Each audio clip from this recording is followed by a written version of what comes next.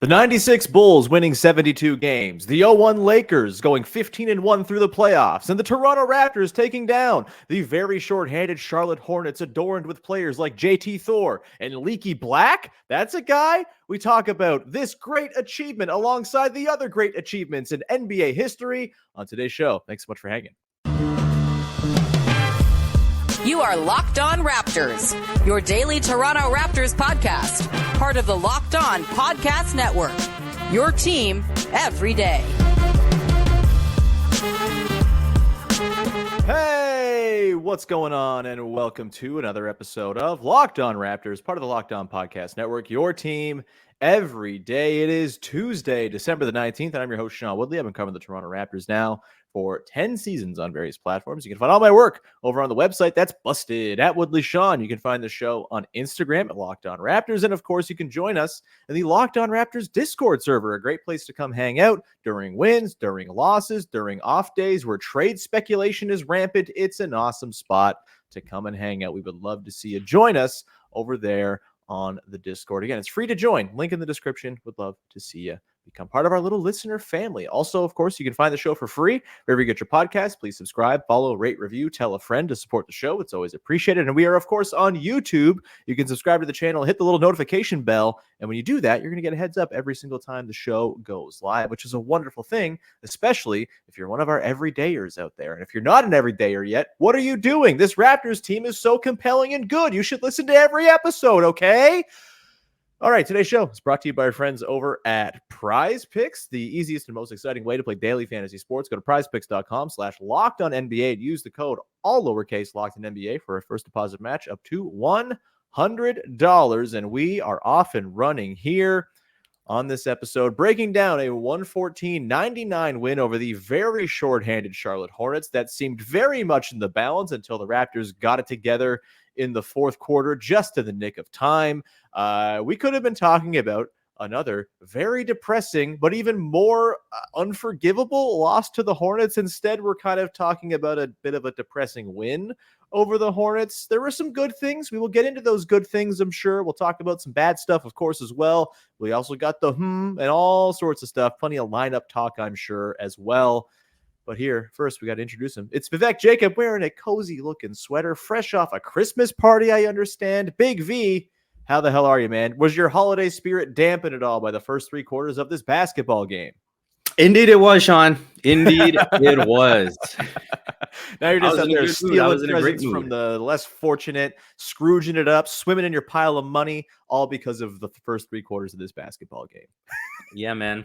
The good vibes were rolling. Condo Christmas party, catching up with some neighbors.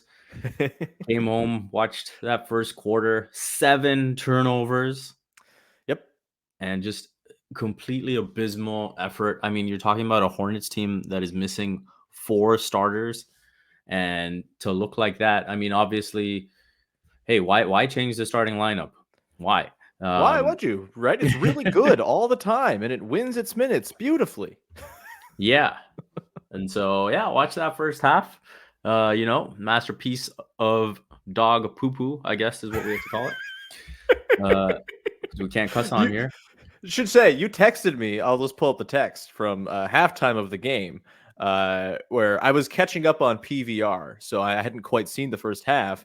And you said, I am too pissed about the first half to like this second half. And earlier on, what did you say? What was before that? Oh, come on now. I had the text here. I legit don't care about what they do in the second half. That was your message to me when I said I'm about to start the game on PVR behind.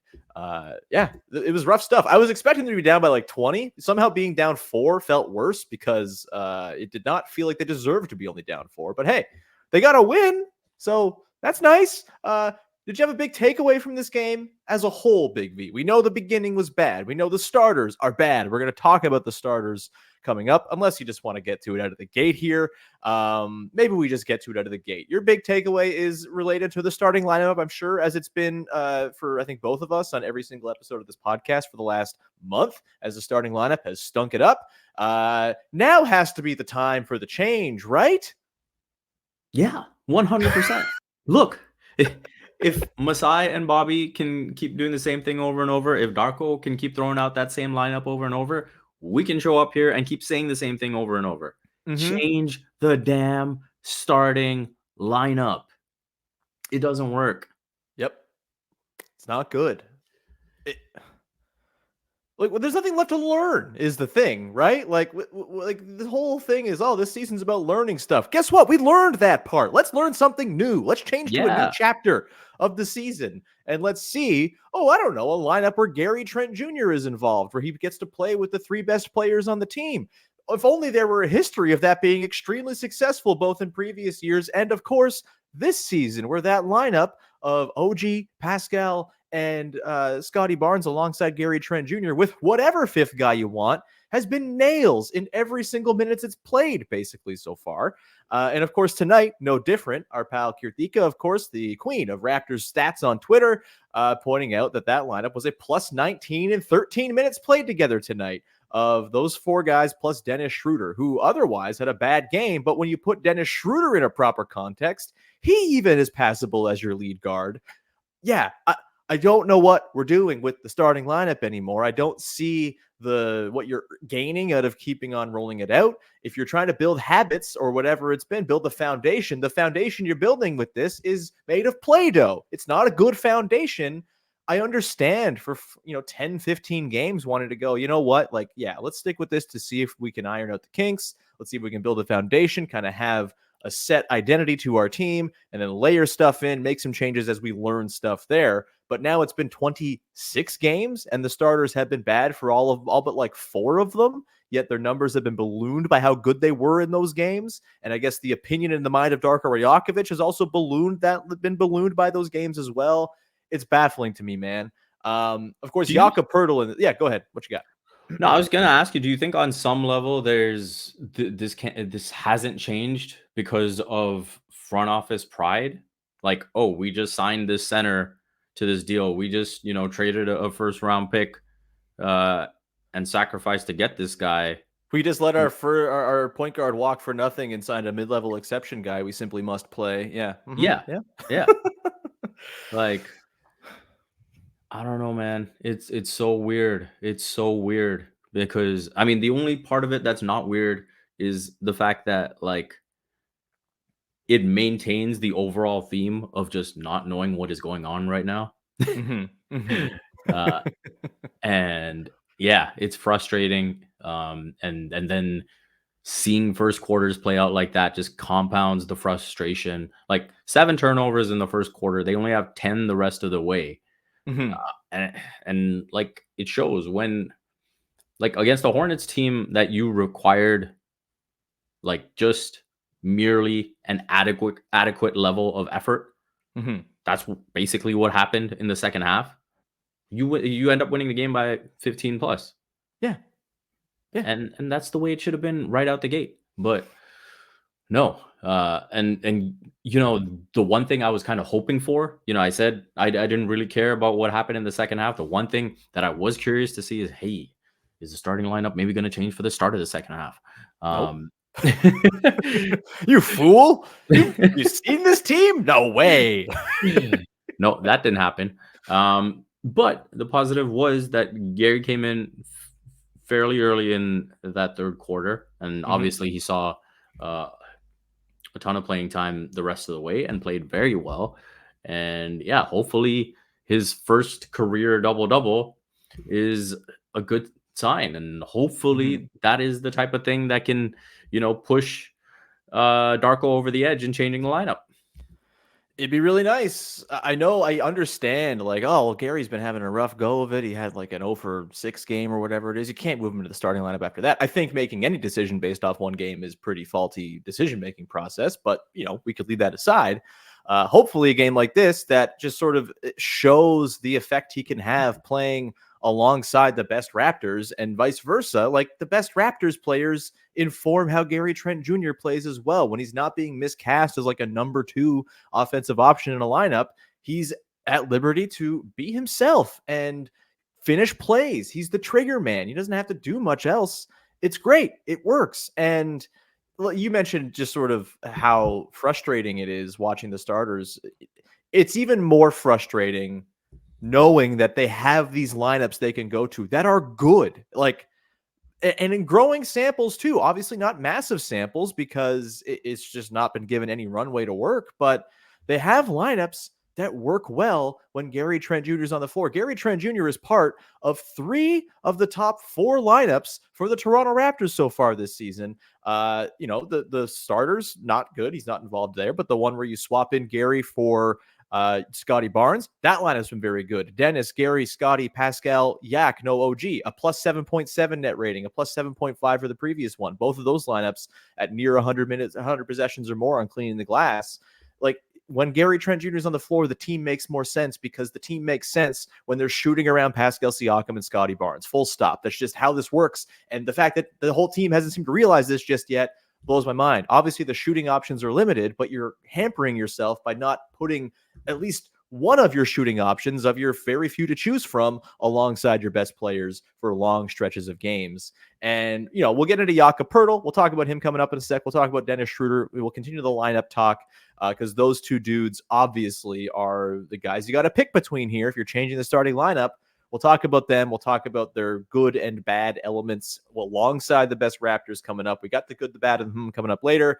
But yeah, this feels like kind of the breaking point, considering that they won this game by just not playing the starting lineup. What more information do you need? We will examine that further coming up in just 1 second. But first, got to tell you about our good friends over at Prize Picks, the single best way to play daily fantasy sports. You got to go check them out right now. It's basically as daily fantasy sports should be. It's not you against an expert, some hidden person in a basement, or 1,000 other teams that you have no idea what they're going to be. No, it's you against the projections provided by Prize Picks, and whether the players on your entry up to between 2 and 6 players will get more or less than their projections in a game on a given night.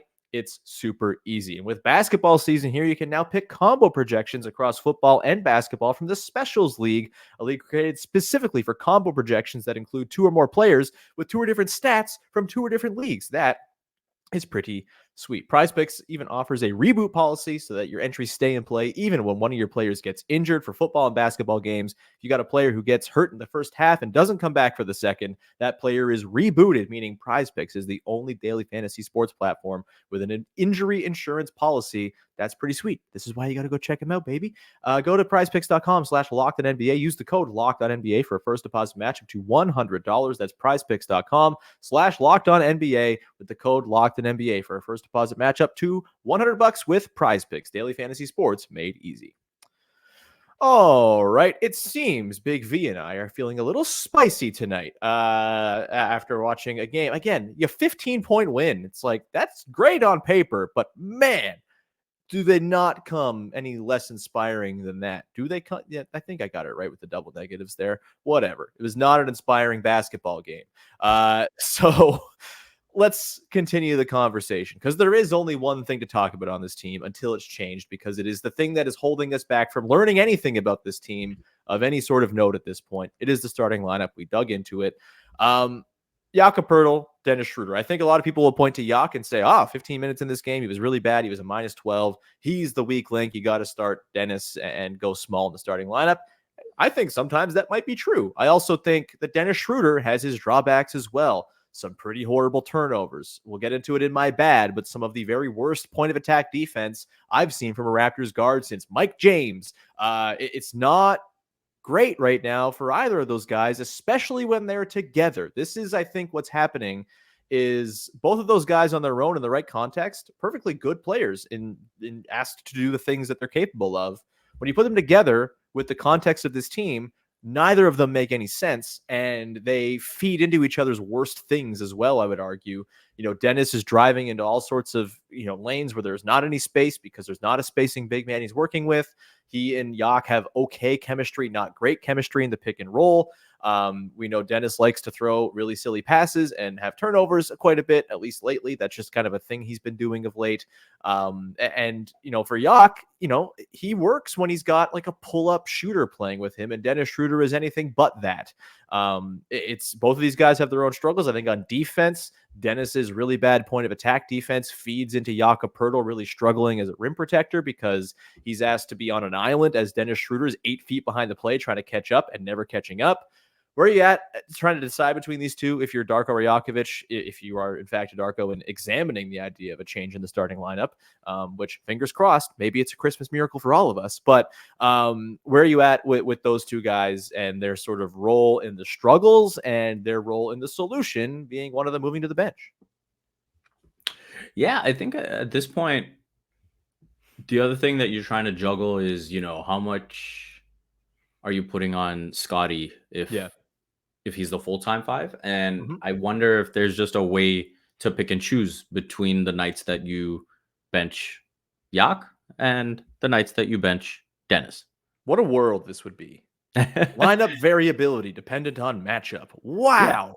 And so, yeah, if you've got one of those traditional bigs, or you look at someone like a Joel Embiid, who is obviously going to be very physically demanding, then yeah, go with Yak, right?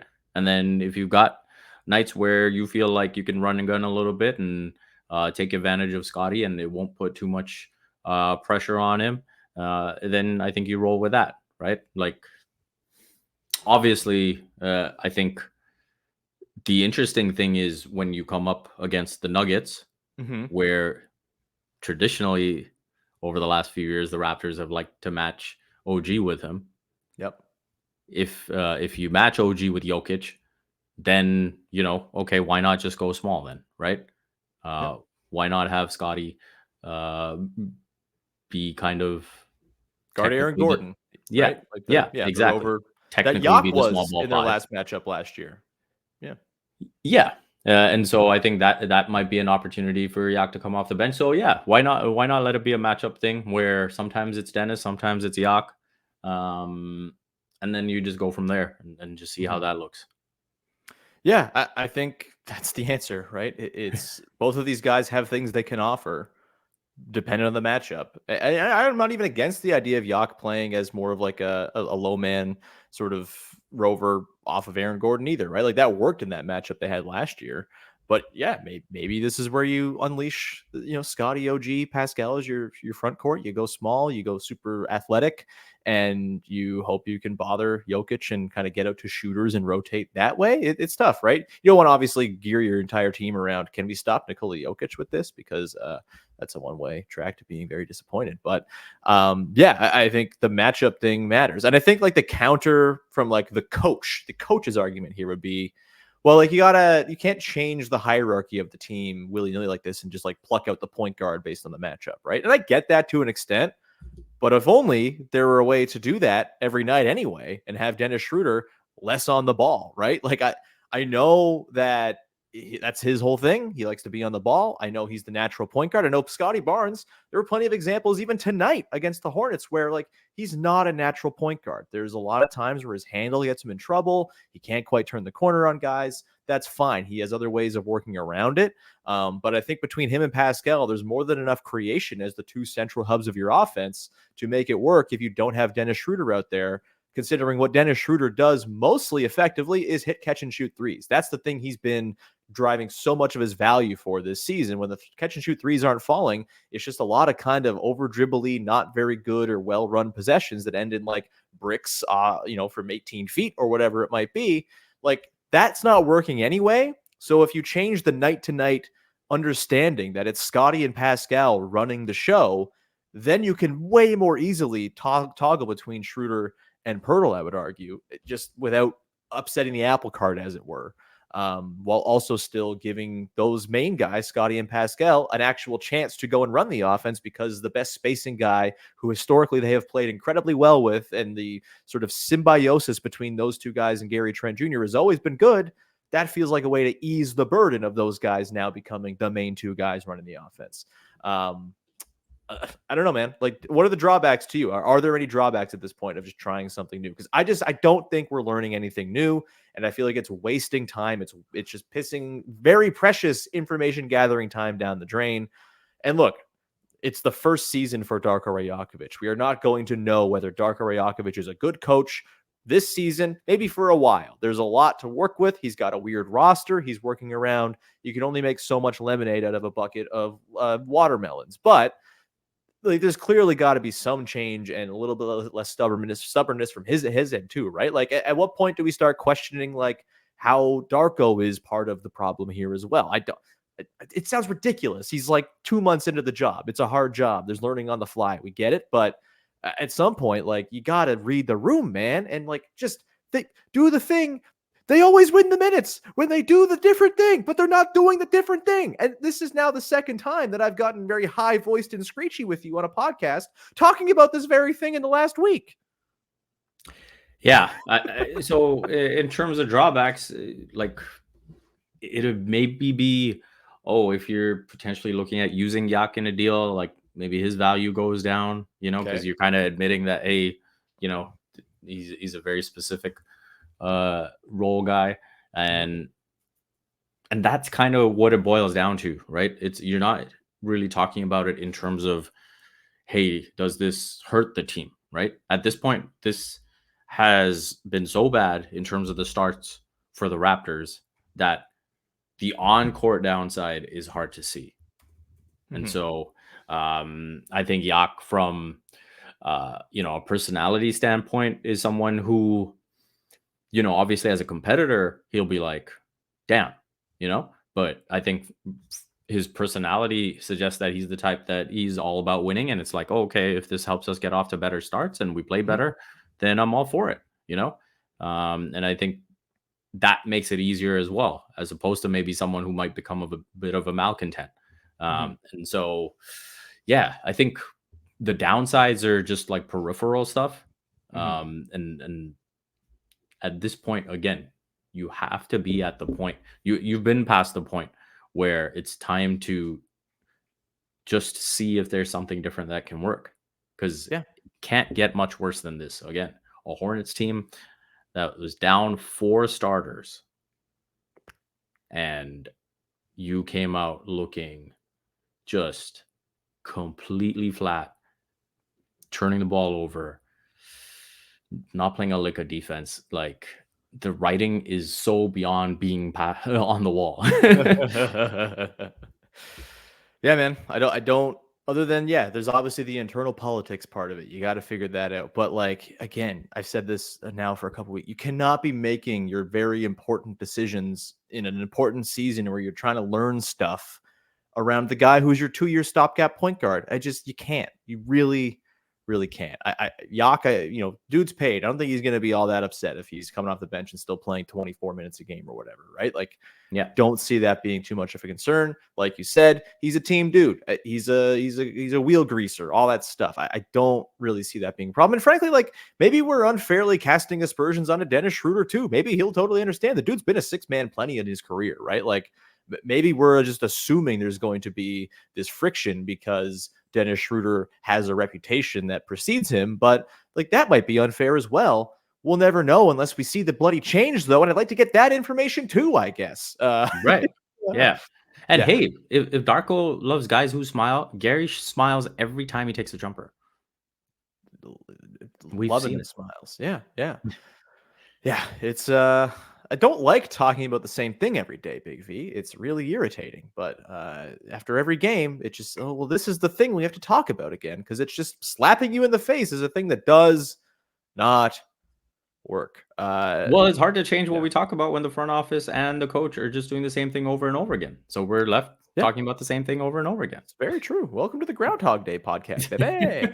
We'll come back on the other side. We'll get into the good, the bad, and the Speaking of things that we do all the time, that's actually a fun thing with fresh ideas. So we'll get to that. We're not going to talk about the starters once at all in the back part of the show. We will do that momentarily. Before we do that, however, got to tell you about our friends over at FanDuel, the #1 sportsbook in all the land. You got to go check them out right now, because as the weather warmed up by the fire or the hot cocoa, no, you want to get warmed up by those hot NFL offers on FanDuel. Right now, new customers get $150 in bonus bets with any winning $5 money line bet. That's 150 bones if your team wins. If you've been thinking about joining FanDuel, there's no better time to get in on the action right now. The app is super easy to use. There's a wide range of betting options, including spreads, player props, over-unders, and more. Why don't you go try to take the over on minutes played for every member of the Toronto Raptors starting 5? That would get you a lot of money, at least at various points this season. Hopefully not in the future. But, they've got same-game parlays as well. So maybe a game's coming up, Raptors Nuggets. Maybe you want to put a little on the over on OG Anunoby steals against Nikola Jokic. He's had big steals games in the past. Throw that in with some points for Scottie Barnes, assists for Pascal Siakam. You might be cooking, baby. The Raptors tend to play pretty all right against the Denver Nuggets in recent years. Maybe that will repeat itself this coming Wednesday. Maybe you can win some bucks with FanDuel in the process. FanDuel.com/kickoff. The NFL and the Locked On Podcast. Okay, rounding out the show here, Vivek Jacob from Sportsnet, the internet, is here as we break it all down following the 114-99 Raptors win over the Hornets. Just a heads up, reminder, Locked On Sports Today, 24/7, the first of its kind, 24/7 daily podcast streaming channel. We got Locked On national shows and the local shows covering the biggest stories and biggest games all over there every single day at Locked On Sports Today 24/7. I promise you the Raptors Hornets game recap podcast will not be on Locked On Sports Today 24/7 tomorrow. So there's no risk of seeing me again. That's good. You maybe want to see Big V twice. He's a handsome fellow. He's rocking a nice sweater. So maybe you want to do that. But just come back and watch this again on the same Locked On Raptors channel if you must. Either way, let's continue on here. The good, the bad, and the Big V. Let's round it out. What you got for your good tonight? I think the easy choice is Scottie or Pascal, but I think first career double-double, I'm going to give it to Gary. There you go. I think this is – I don't think we've been waiting on this type of performance because I don't think you're expecting a double-double from Gary ever. But I think to have the scoring output that he did and, got some good shots in rhythm, knocked them down, that's what you want to see. Then you throw in the rebounding. Yeah, I think I'll roll with him as great as Scottie and Pascal were. 5 of 7 on twos for Gary Trent Jr. A really, really great sight for sore eyes because it had been grim for him from 2-point range. This will probably balloon his percentages significantly considering how bad it's been from 2-point range of late. Nice, calm floaters in rhythm. Balance. It's good to see. My good, it's a specific thing with Scottie Barnes. Scottie in general, awesome in this game. 22, 17, and 7. He goes 7 of 14, hits his customary at least 1 3, because that's just what Scottie Barnes does now, apparently. Obviously, Pascal was great too. But the Scottie thing for me that stood out, Scottie is the low man. Scottie at the rim. He was a monster in this game. He had a couple called back as well as goaltends that maybe they were fine calls and to the letter of the law, but also those refs are joy thieves because those were incredible blocks that should count because they ruled. Either way, 3 blocks total for Scottie. And this is how you justify going small. This is the argument for benching Yak and keeping Dennis Schroder in there is Scottie Barnes is rebounding like a maniac, 17 boards in this game. Yeah, he got beat on a few situations where he didn't box out and offensive rebounds were collected. Not as bad an offensive rebounding, not as bad a game for allowing offensive boards as it was on Friday against the Hawks for the Raptors in this one. But, still some missteps there. But still, you get 17 boards out of Scottie Barnes, you're laughing, and then you're getting those blocks and you're getting that help at the rim and just the deterrence at the rim that Jakob Poeltl, frankly, wasn't offering tonight. That is massive. So shout out Scottie Barnes. He was amazing. Obviously, the offensive exploits for him always get the love, but we haven't seen a ton of really high level Scottie Barnes, low man, incredible highlight reel stuff, I would say, over the last couple of weeks. Nice to see a return to the early season form for him where he was just blocking every single thing in sight. That's great to see. What was your bad from this game?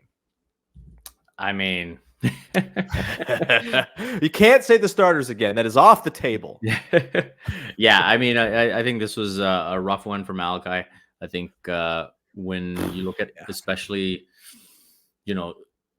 avoiding the starters, okay, they have the start that they did, but when the bench comes in, you're thinking, okay, can you get some kind of lift here? That initial stretch where he was on the court with, Boucher and Precious were struggling just as much early in that shift.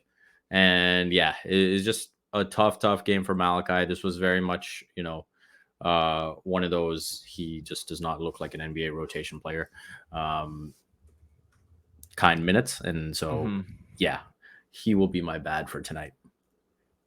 There was a moment there this year where it looked like Malachi Flynn was kind of putting it together. Maybe, we had a couple times where 3 weeks in a row, we were like, this is the best game Malachi Flynn's ever played in his career.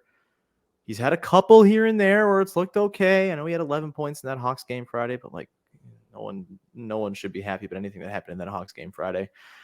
It's been a lot of not a whole lot of much out of Malachi Flynn of late. This continues the trend. And actually, he's part of my bad. I mentioned it a little bit, but the guard defense in this game, man, just embarrassing. And this has been a recurring trend. And look, Gary Trent Jr. had himself a nice game on the offensive end of the floor. Some just nasty blow-bys by guys in this game. Dennis Schroder, man, I've made a point of trying to watch Dennis's screen navigation, specifically in the first half of this game. The dude's just lost right now, man. He is getting hit by, he's like running into guys because he seems to like just want like the embrace of another human. It's like seems to be what he's doing. He's not sticking with the play. He's getting hit hard. He's not fighting over screens. When he's going under, he's still getting lost kind of in the forest of bodies and getting, kind of beaten on the other side. It's just really bad right now for a guy who started the season as a really decent point of attack pest. It's now at the point where, I know we had our misgivings about Fred VanVleet's point of attack defense by the end of last year, but he's way worse now than Fred ever was at any point last season. It's been a long stretch of Dennis not offering much at the point of attack. It's causing everything to fall apart for the defense, much like it did last year when Fred was having his worst moments as a lead defender as well. And Dennis does not offer the iron fists and dig downs that Fred VanVleet does. And frankly, if he did, I don't know if Darko Rajakovic would be asking for him to do them because there's not a whole lot of help on the back end. When you have a defense that's not very liberal with the help and your point of attack guy is getting crushed, you're leaving your bigs on an island and they're just, again, on an island. It's really tough to live that way, man. They got to either sort of change things up and, try to hide Dennis on some guys or change the scheme to offer a little bit more help because it just is needed right now because Dennis Schroder is not getting it done to the point of attack. Malachi Flynn, neither. Gary Trent Jr., not good stuff. Boy, going back to my Friday fake trade, give me Emmanuel Quickly and Quentin Grimes, man, please. This is like any backcourt defense would be a delight. All right, Big V, what was your from this game?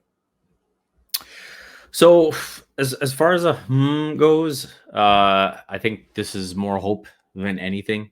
Yeah? It's just the hope that, hey, did Gary give you enough in this game to say, Sure. hey, maybe now this is the license to try something different, Yeah. and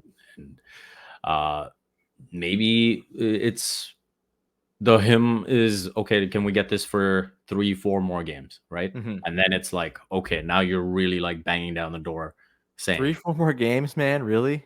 You're going to do this to me? Christmas time? What? Hey, I'm lowering my expectations because we've now seen this for a quarter of the season. Yeah. For all I know, Darko's going to be like, yo, you got to give me this for 20 more games. Oh, man. God. Please no. This was going to be my by the way, but I've gotten burned far too many times. Bang down the door. Yes. This was going to be my but I've gotten burned too many times having this as my this season. Like, oh, is this the thing that spawns change for the starters? And it's not come true. So I'm not going to be that fool again. You won't get me. Fool me 9 times. That something fool. That's me or whatever. My is Precious Achiuwa, man. Second time in a couple weeks now that I'm and Precious Achiuwa. Precious boy, Precious will do that to you once every podcast late at night. The thing is, it's not just been like once in a while. He at this point over the last 3-4 weeks, it kind of feels like the game where he's a total mess have been more the exception to the rule. And he'll have pockets of games where he's a mess. This is the poster coaster experience. He's going to do posters and he's going to ride the roller coaster. And inevitably, there are downturns in that roller coaster. Sometimes on the poster coaster, you're going to smack your knees against the old wooden front and it's going to be very painful. But ultimately, you had a pretty good time at the end of the day. And that's kind of where I'm at with Precious now. I think as much as Gary was awesome tonight, I think Precious is the guy I trust the most off the bench right now to just kind of give me something that I can set my watch to. And, the threes obviously been kind of up and down. Some have been falling. It's been nice. But I just feel like he's offering really strong defense. I thought in this game, easily the guy who was like most locked in with rotations and kind of getting out to sort of contest or kind of directing traffic even from the middle was really encouraging to see. And then when he's like throwing down ridiculous two-hand dunks, how can you not be wooed by Precious Achiuwa? It's Precious a woo in that situation. Let's just keep on going, baby. Yeah, I'm very in on the Precious thing right now. Having a lot of fun watching him, and I feel like he's kind of figuring things out. But again, it's only worthy because it's Precious Achiuwa. Things can go wrong very quickly. We know this, but we also know that there's some good stuff in there, and we've seen a lot more of the good stuff of late, in my estimation. Big V, we're going to leave it there. We've done lots of ranting and raving tonight. I feel like it ended up being a pretty entertaining podcast, at least, so that's good. Do you have anything you want to promote for the good people out there? Usual stuff, Sportsnet and Twitter. That really good place. We're going to leave it there. Thank you so much for tuning in. Of course, follow, subscribe to, rate, review. Tune in by subscribing on the YouTube and hitting the notification bell so you never miss episodes. That's always appreciated. And we, of course, will talk to you again on Wednesday now. So yeah, should note, programming note, missed Monday show. Life stuff happened. It's good life stuff, but it happened. So Tuesday's this episode. Wednesday, we're going to have Dave Dufour on the show. He's going to talk about why the defense is so poopy. This is a man who is an assistant coach of a national basketball team, the Georgia national basketball team, in addition to his work at the Athletic. We're going to talk defense with Dave, and it's going to be great. We obviously got Katie coming up later this week. Jamar will be along, and I'll probably have a Saturday episode this week as well. So just keep an eye out for that, just to make up for the lost show on Monday. So anyway, I over-explained the rest of the week. We'll leave it there. Thank you so much. We'll talk to you again on Wednesday, another episode of Locked On Raptors. Bye-bye.